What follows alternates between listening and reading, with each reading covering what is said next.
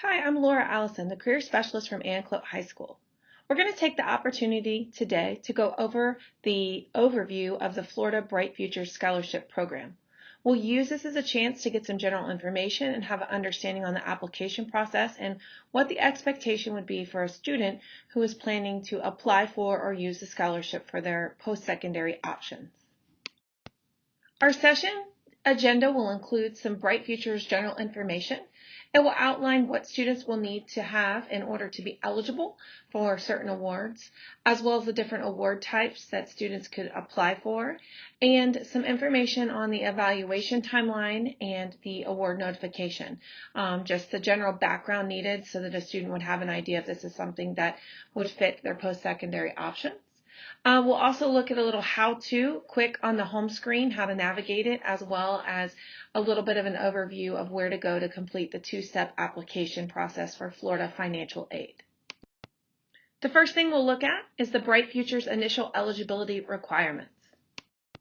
The most basic general requirements for any high school senior looking at Florida Bright Futures as a scholarship opportunity, they'll need to know that they need to be a Florida State resident, or a U.S. citizen or an eligible non-citizen as determined by the post-secondary institution. So they'll definitely want to make contact with the schools that they're planning to go to. They also will need to complete the Florida financial application for aid no later than August 31st after high school graduation. Most of them will find that in their high schools they're definitely being encouraged to do that more mid-year time frame. If they haven't already, it'd be a great opportunity to get started on that. But otherwise, it definitely has to be completed no later than August 31st after high school graduation. They also have to earn a standard Florida high school diploma or its equivalent from a Florida public high school or registered private high school. The secondary part to the general requirements is that they have not been found guilty of any type of felony charge. They also have to be accepted and enroll in a degree or certificate program at an eligible Florida public or independent post-secondary institution, and they need to start that within 2 years of high school graduation. They also will need to enroll in at least 6 non-remedial semester hours, so basically part-time and classes that are bearing credit. And you'd want to see each institution to understand which classes those were. A general kind of side note to that on the being accepted and enrolling in a school. It is important for students to consider Florida Bright Futures, even if they're planning maybe to go into the military for military service, or even if they're looking at something that's maybe going to delay them entering school for up to 2 years. But it's important for them to go ahead and apply to have that option available to them if need be. Okay, so now that we've taken a look at just the general requirements, we'll see that pretty much Florida Bright Future scholarships are open to almost all high school graduates from the general requirements perspective. What we're going to see now is that based on some more specific criteria, students can receive funding for one of these award levels. And there are 4 basic award levels that Florida looks at. There's the Florida Academic Scholars, the Florida Medallion Scholars, the Florida Gold Seal CAPE Scholars, and the Florida Gold Seal Vocational Scholars. So we'll take an opportunity today to kind of look at some general vocabulary that's incorporated into the criteria for each of those programs, as well as some overarching themes and things that they would need for each individual award level. The first thing to look at is there are many items that are used to kind of determine eligibility for the different award levels we saw on the previous slide. Things like grade point average, college entrance exams like ACT, SAT, PERT exam, community service hours, industry certifications, and even specific high school programs and coursework. So what we're going to do is look at what those things mean in a specific way, especially from the Florida financial aid lens. Okay, the first thing we'll look at is the grade point average, or better known as the GPA. Basically, Florida evaluates for Bright Futures using an unrounded weighted high school grade point average. It's calculated to 2 decimal places in the 16 college preparatory credits. So basically meaning they're evaluating just the core classes, the English, math, science, and social studies courses. So the GPA for this calculation looks different than that that's on the report card. Also, you need to acknowledge that the weighting looks maybe slightly different. So the following courses are weighted at 0.25 if they're a semester course and 0.5 if they're a full year course. So things like AP, all IB coursework, all ACE coursework, dual enrollment, or honors have a different type of weighting. The reason why we take this time to look at the grade point average or the GPA is just to acknowledge that the GPA calculation that's being used by the state of Florida will vary next to what is reported on a student's report card or on their transcript. And this is just because of the way that they use their calculations, as well as the fact that they only pull those 16 courses into the calculation. And this is all outlined in the Florida statutes on what's reportable on the report card versus what's reportable to the state for the scholarship application piece. So we just want to make sure that everyone understands that the GPA will slightly vary in comparison to what a student may see on their transcripts or their report card. The next component that's used to help with the award levels determination is college entrance exam. The two main types of exams that are used for this are the ACT and the SAT. Students have to meet the score requirement set in the statute for each award that they're looking at. They have until the end of July, so July 31st of their high school graduation year, to receive that score or to get that score up or where they need that score to fall.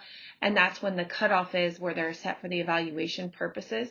The best way for a student to make sure that that proper calculation goes in and is received quickly by the state is for them to ensure that their demographics are correct on their test registration. So when they do that kind of pre-gridding or bubbling or sign up for their test, that they have the right information and it's linked to their high school.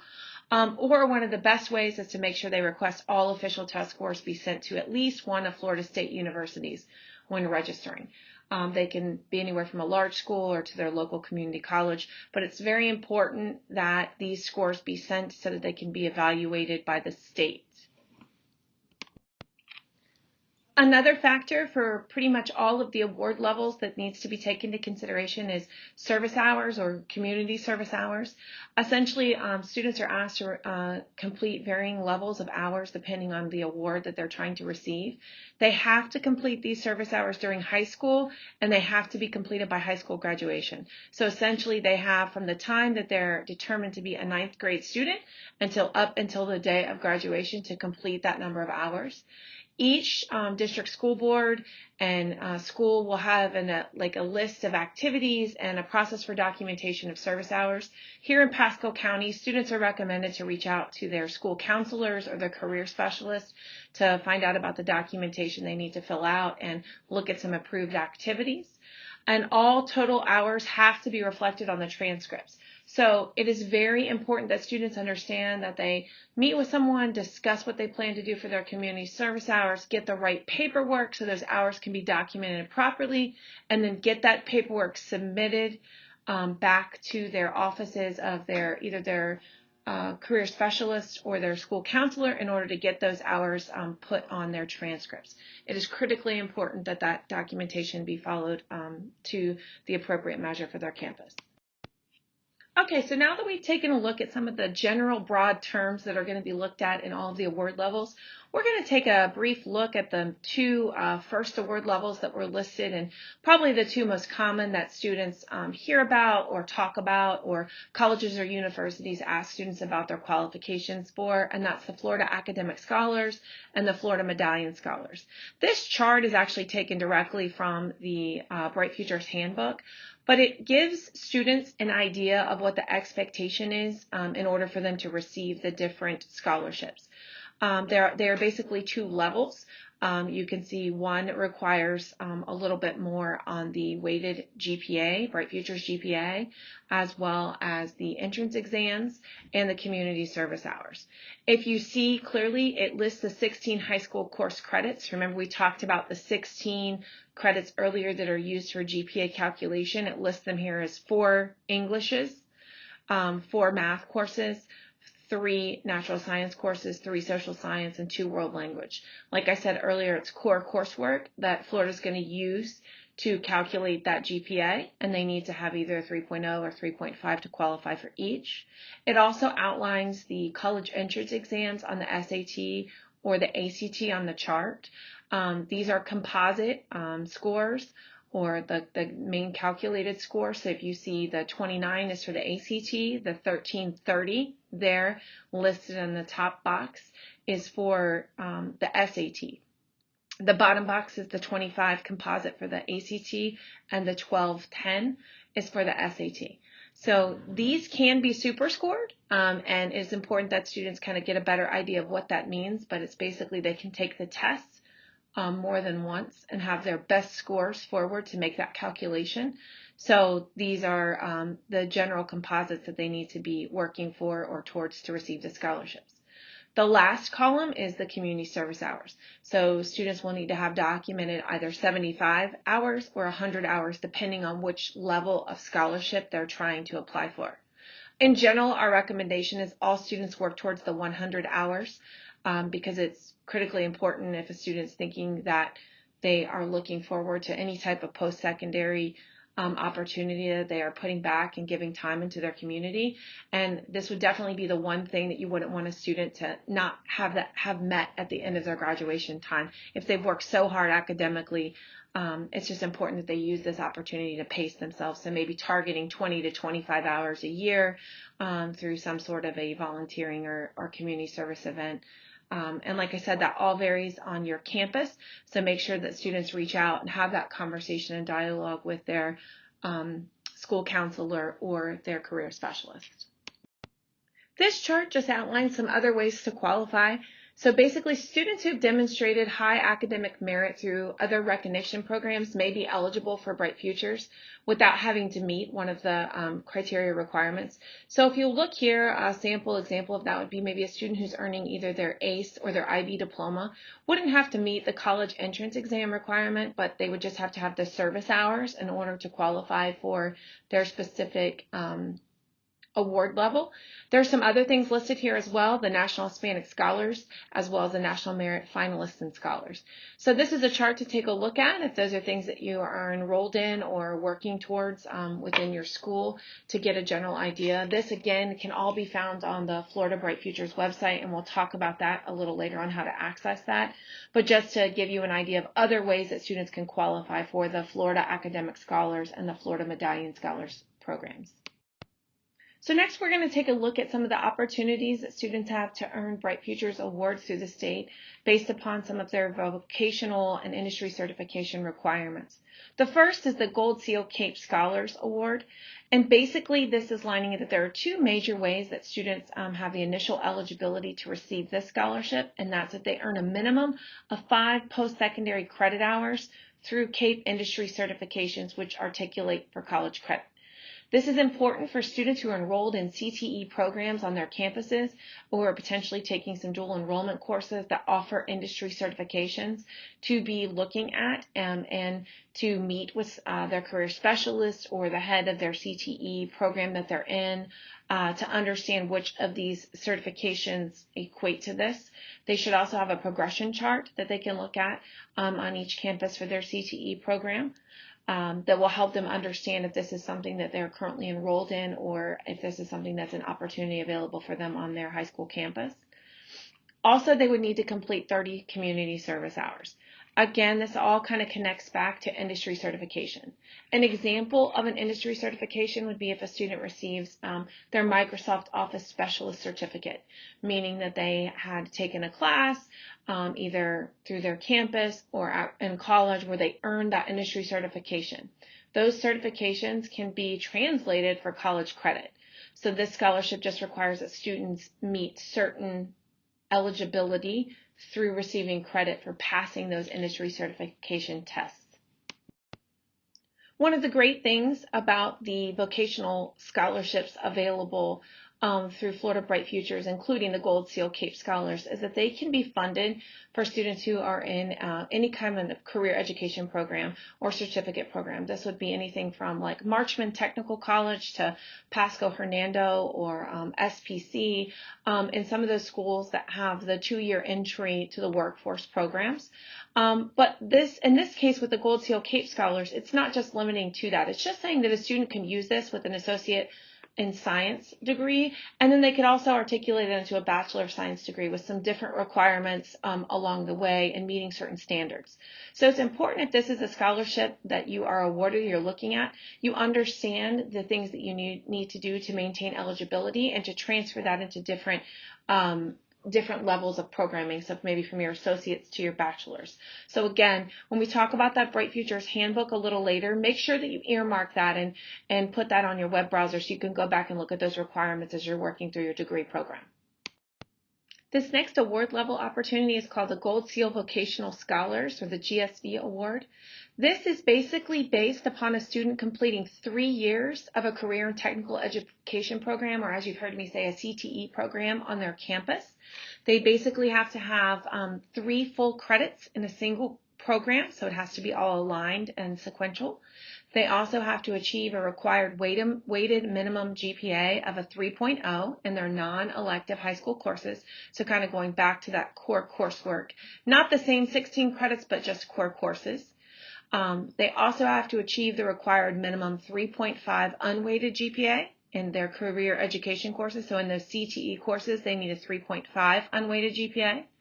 We'll look in a moment at a chart that'll talk about the required minimum scores on the ACT, SAT, or the Florida PERT, Post-Secondary Education Readiness Test exams, and they also have to complete 30 community service hours.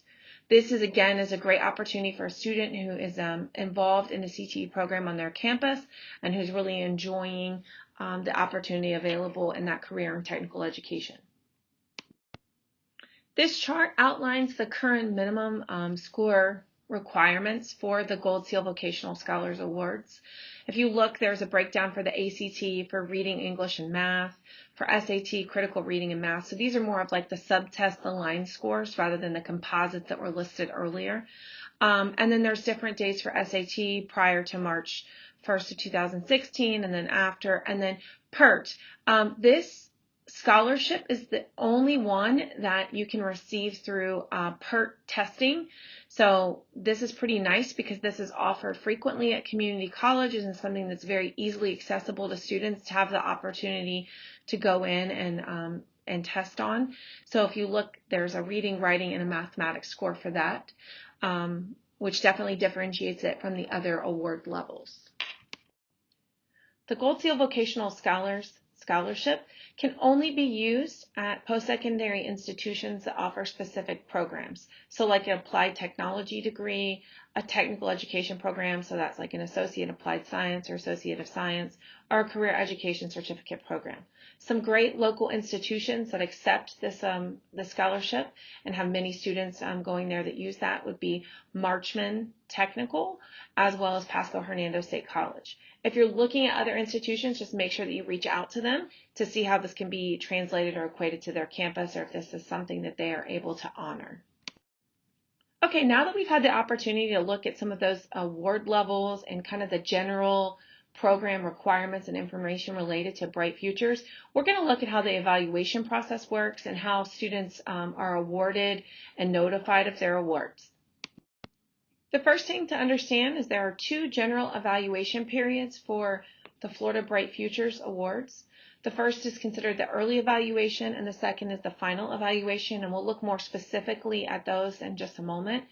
And it's also important to understand that your transcripts will be submitted within 30 days of the end of each semester by the school or district.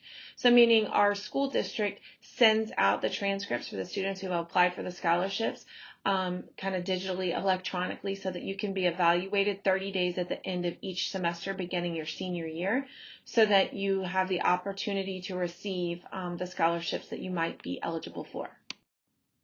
Okay, so the first thing is the early evaluation period. This is the first opportunity that high school seniors have to be evaluated for the Florida Bright Futures Scholarship awards. This comes right after the end of the 7th semester, so basically after the first half of the student year. It basically is evaluative on their current coursework, as well as the required coursework they have until that point, their GPA, any community service hours that were already earned through January 31st, as well as test scores that have posted for January 31st.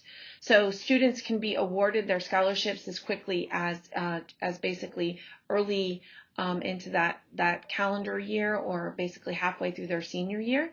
But there's also another opportunity through that final evaluation period.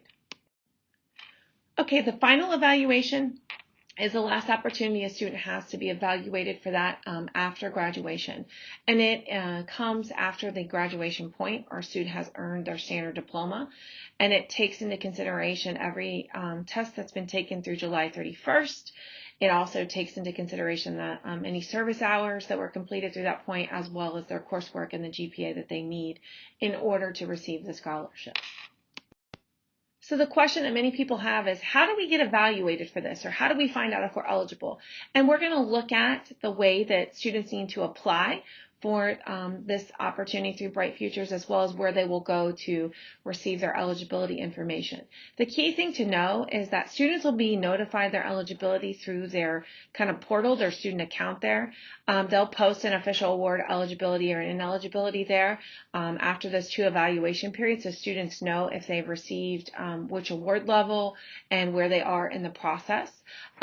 Students should check that account as frequently as possible, and we'll talk about the importance of that in a little bit when we look at that how-to section. And students who are awarded an IB or ACE diploma will receive notification of their eligibility in early fall. So typically seniors will kind of know that before they go, as they're going into their senior year. So they will generally know as soon as they receive their diploma their eligibility for their Florida Bright Futures. So I think the biggest question that most people have is, okay, I've been awarded a specific level within Florida Bright Futures. How much does that pay for? And that really varies on which award level you receive. This information here basically covers the Florida Academic Scholar and the Florida Medallion Scholar. So basically it gives a general breakdown related to tuition. So saying the Florida Academic Scholar will receive an award to cover 100% of tuition and applicable fees, and $300 for both fall and spring semesters for additional expenses. The Florida Medallion will do 75% of tuition and applicable fees. Now, keep in mind that's just covering the tuition. That does not cover things like room and board and meal plans for students who go away. So it's important for students to understand there are other expenses to college than just tuition. It's also important for students to understand that this is talking about a general Florida State University, so a school within the state university system. If a student is looking at like a non-public institution, they can receive a private award, and if they go to that Bright Future Student Handbook, there is a formula there that explains how that is paid out, because it's a little differently than if they're in a state university system college. But it is really important for students to note that there are other expenses for school besides just tuition, and it talks about applicable fees. And so it's important for them to understand what all of the direct and implied costs for school are when they understand how much this covers for the institution that they're choosing to go to. This chart gives an overview of the 2020-2021 Bright Future Scholarship per hour award amounts for the Gold Seal Vocational Scholars and Gold Seal CAPE Scholars.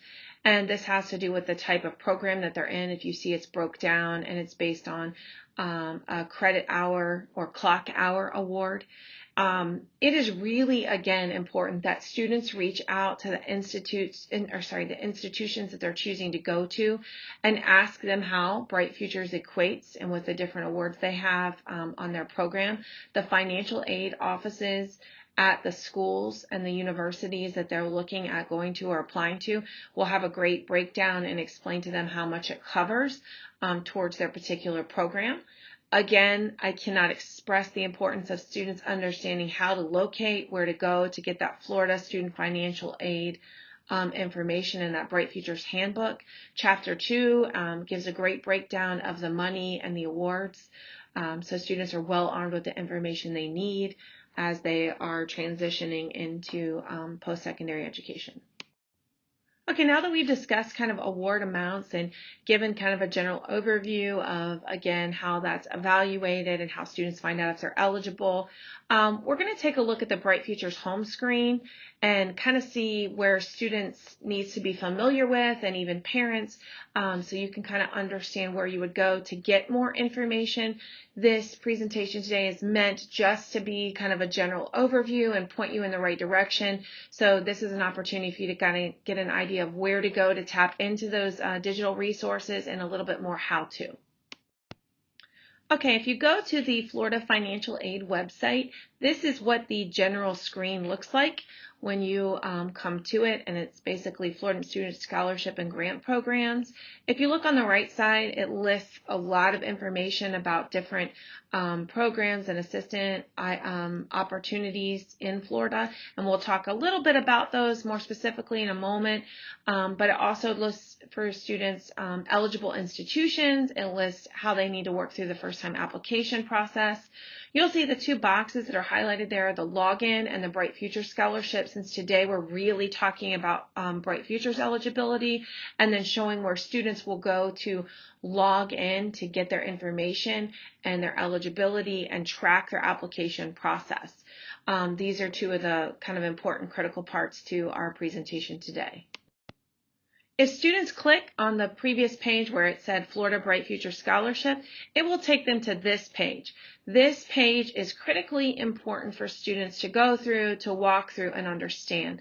I think I've talked about the Bright Future Student Handbook multiple times in this presentation because it is so important for students to be familiar with where to go to access this information. This breaks down each of the chapters. They are can be downloaded as PDFs, or you can just easily web search them and pull them up at any time. Each chapter has different information, from initial eligibility to specific scholarship information, and that renewal piece, how we talked about how students renew their eligibility as they're in school, and then other additional resources. Keep in mind that all of these programs are funded through Florida state lottery monies, so it is important for students to continuously kind of take a look at and get understanding for how that program is funded and how it equates to their 2 or 4 years of their education. So this is the best way and source to find that information. I would definitely recommend bookmarking it on your web browser, going through maybe downloading the PDFs or printing them or keeping them in a file, just so you have quick, easy access to the information as you're navigating the senior year, as well as navigating your college funding experience each year. The next piece we're going to talk about is the Florida Financial Aid application, the FFAA, not to be confused with the FAFSA, which is the Federal Application for Student Aid. Two different things. One lets students apply for federal funding, which all colleges require that students fill that out. That's the FAFSA, whereas this is the Florida Financial Aid application, and this is just for students who are in the state of Florida. All seniors should fill out both applications, but I'm going to kind of walk through a general overview of the Florida Financial Aid application today. Okay, so the Florida Financial Aid application will open generally from October 1st to August 31st for that particular senior cohort of that school year. The Florida Financial Aid application must be completed for students to apply for Florida Bright Futures. Okay, this has to be done by August 31st. This is one of the requirements in order to be eligible, is to have this application completed, because that's how students are screened and awarded. There is also other different types of challenge grants and scholarships that are awarded to students who have specific demographic or specific criteria that they could use to receive other funding, and that has to be done by April 1st. So this application is used for a multitude of programs, but for today's purposes, we're really going to highlight that the August 31st date must be completed for students for the Bright Futures eligibility. The application process is 2 steps. So students will need to create a student account, and then they will need to actually complete that FFA, that Florida Financial Aid application. The account is what gives students access, and then the application is about answering specific questions about their high school education history. Okay, the first step is to create the student account. Remember earlier when I showed you the screenshot of the Florida Financial Aid page, we talked about where to get the Bright Futures Handbook. You'll go back to the same spot in that top corner, Login. You'll click there, and you can click Create a Student Account, or you can click there where it says First Time Applicants and create a student account. All students need to create an account before they can complete the application. It is very important that when students complete this account that they keep track of their login information. The reason why it's important is if students try to go in and create multiple profiles or applications, this will pop up where there are twin profiles, and this can create a lot of issues for students when they're trying to be awarded eligibility. So if a student goes in and they attempt to do this and it comes up and says a profile already exists and gives this warning button, it's really important that you follow the instructions on there and go through the process, because there can be problems with getting eligibility. Anytime it comes up, if there's an issue with like a social security number or a duplicate profile, things have to be cleared up right away for students to be awarded their eligibility. You can only have one profile set up on the Florida Financial Aid system. Once a student creates their profile, the screen will pop up and it will give them their user ID and their password. You see the red bubble there. It is so important that students write down their login credentials. They write down that user ID and the password. They put it in their notes on their cell phone. They write it in a safe place, but they keep track of it. I would definitely recommend sharing that information also with a parent or guardian, just so that students have that information so they can go back and check and look at the eligibility and the award notifications on their Florida Financial Aid application once they've completed it. This is the login that they'll go to look at that. Okay, now that the profile is created, they'll move on to step 2. On that same screen, if you see at the top there, it says, please click here to submit your Florida Financial Aid application. So once they write down their user ID and their password, if they click there, it will walk them through that application process. And they'll go in and they'll be able to click on Florida Financial Aid application, and they'll also click on that top student section. You see the red bubbles there in the bottom right screen that's on there. That's how they'll start that process. And we'll kind of walk through some of that information, not every step, but get a general idea of what that looks like here in the next couple slides. One of the first pieces of information is that students will need to fill out their demographic information. If they look at the top where the red is, the blue highlighted area is what they're working on. They'll have to work through all of those separate pieces there in order to complete and acknowledge their application.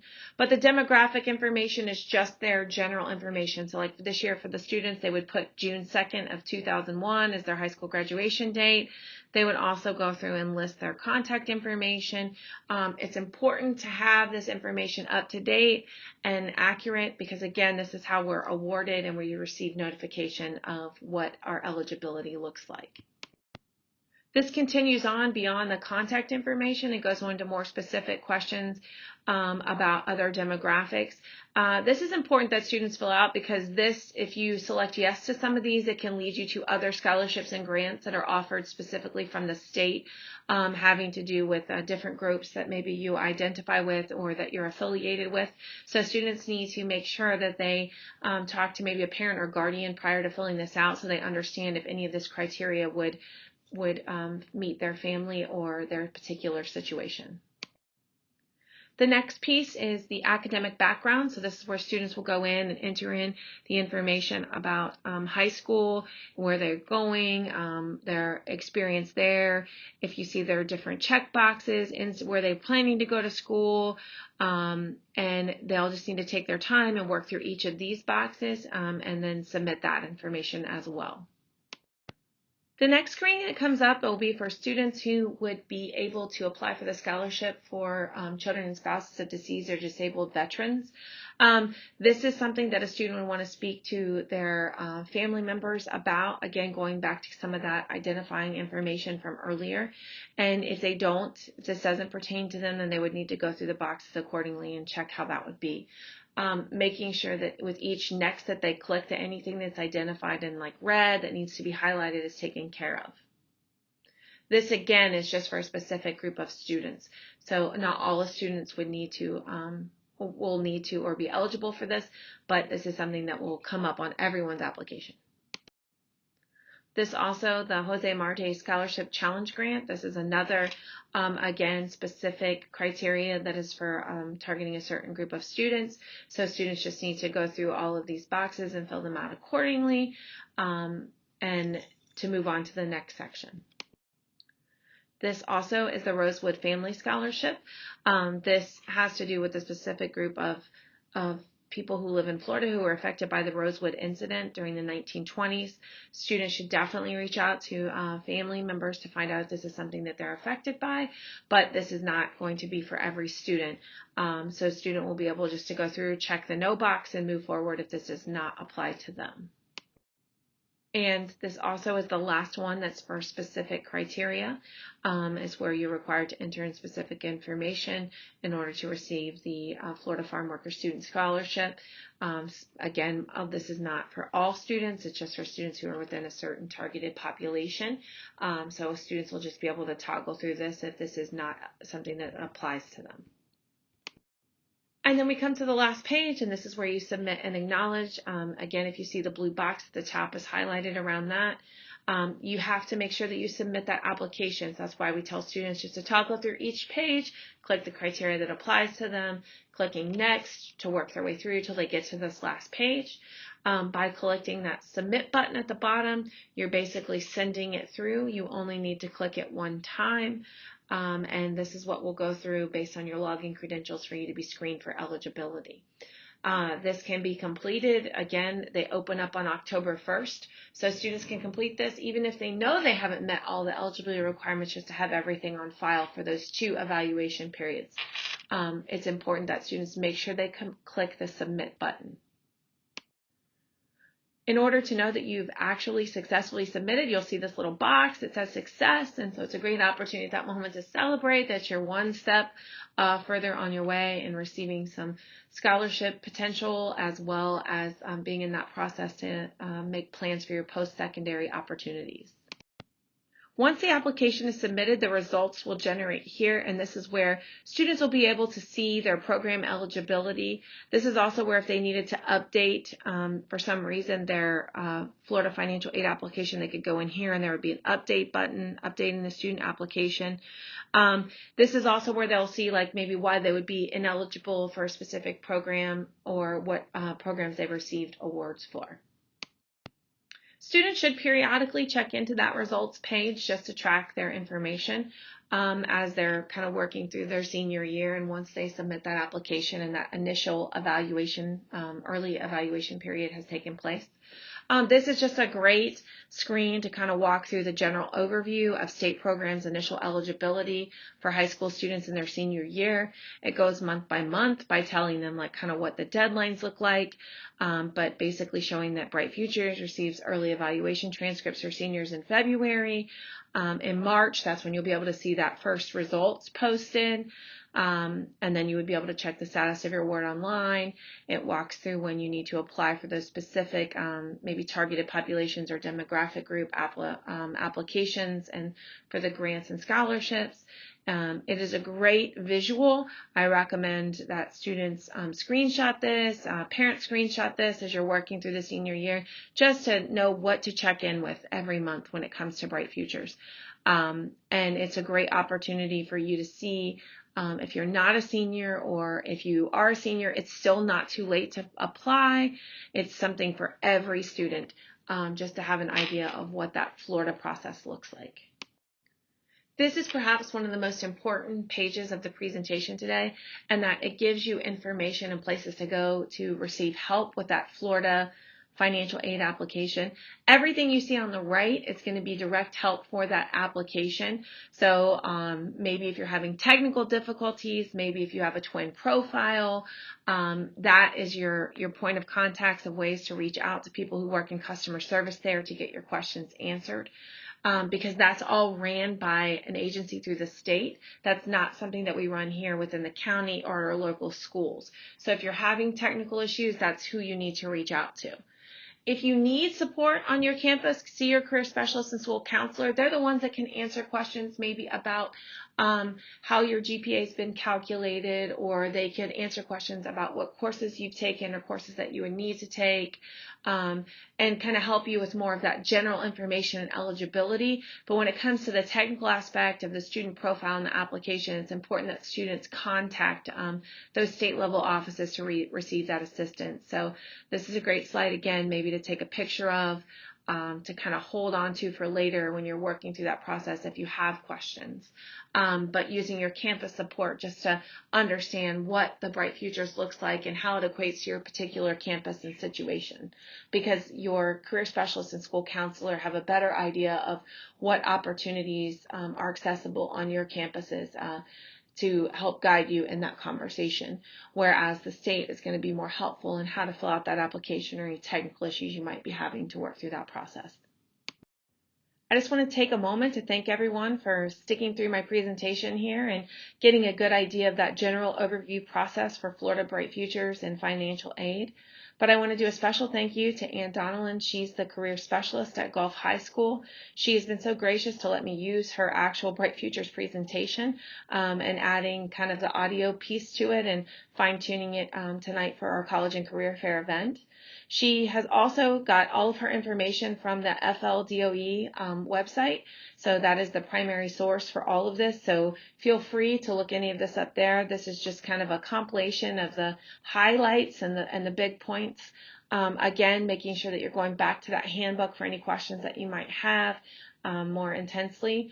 But I just want to thank you for your time and the opportunity to maybe help you think about ways that you're going to fund your post-secondary opportunities here within Pasco County.